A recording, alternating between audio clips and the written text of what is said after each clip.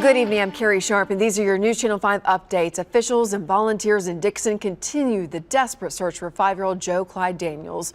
Joe hasn't been seen for more than 48 hours.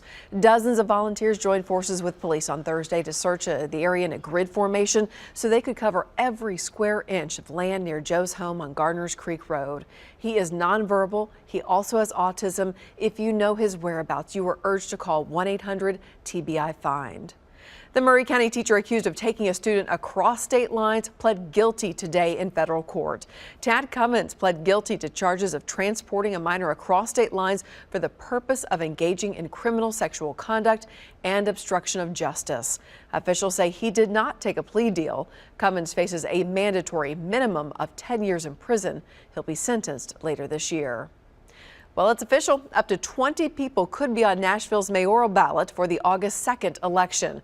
That's how many people turned in petitions. The deadline to file was today. And that number includes current mayor David Briley, who filled Megan Barry's position after she resigned earlier this year. Again, the election is coming up August 2nd. Well, mark your calendars. Nashville's 4th of July Let Freedom Sing performers are announced. Lady Antebellum will headline the popular event on Broadway. Chris Jansen will also perform. Nashville puts on one of the country's largest fireworks shows with a live synchronized performance by the Nashville Symphony. Time now to get our forecast from meteorologist Bree Smith. Unfortunately, we've got another cold front coming just in time for our weekend. Overnight tonight will be dry, but the clouds for this front, they're already starting to work in. So we're down to 44, and then tomorrow, 63. If you have anything you want to do outside, do it in the morning, because once we get past lunchtime, those rain chances will steadily increase from the south and southwest. So the further to the southwest you are, you're going to get that rain first. It'll come through in waves, and the heaviest downpours will be located mainly along and south of I-40. A few rumbles of thunder there.